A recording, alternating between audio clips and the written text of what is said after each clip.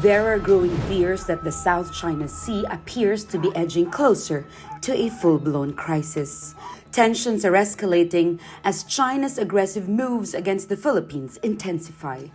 Filipino vessels encounter frequent harassment at key locations such as the Second Thomas Shoal and Scarborough Shoal. What began as a simmering dispute has become the region's most volatile flashpoint. While incursions in the South China Sea continue between the naval forces of the Philippines and China, another battle rages in the information sphere, one that is harder to trace and where China once again holds the upper hand. China is accused of running a coordinated covert disinformation campaign aimed at discrediting Philippine President Ferdinand Marcos and stoking tensions in the contested waters. The Australian Strategic Policy Institute, or ASPI, is a policy think tank based in Canberra in Australia.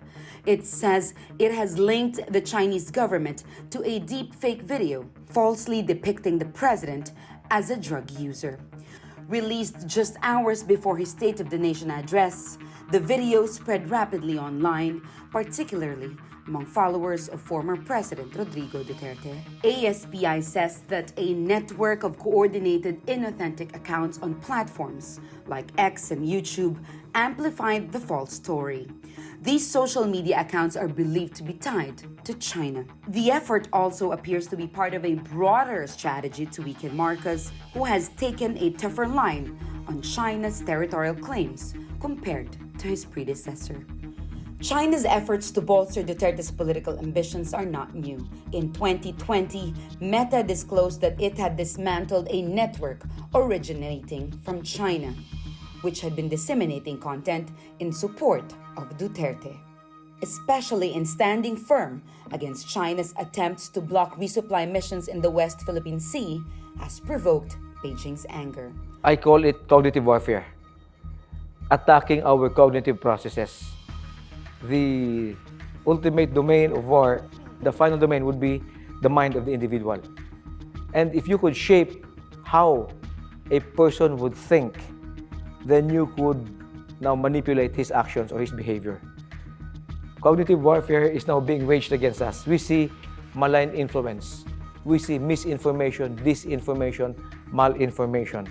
We are getting hit across a broad range of the different dimensions of national power.